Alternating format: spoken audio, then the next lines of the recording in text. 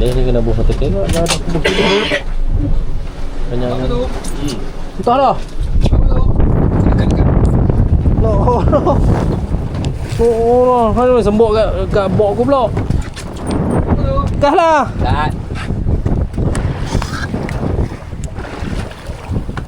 Boh lah. Boh. Tak keluar pun.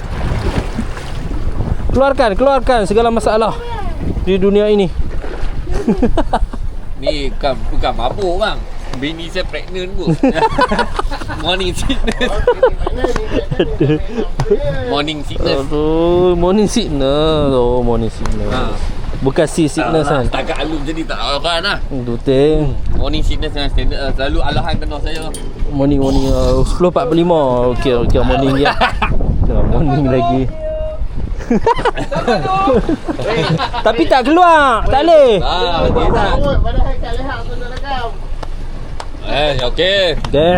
Ada takkan teko muntah. Okey. Alah. Stand up.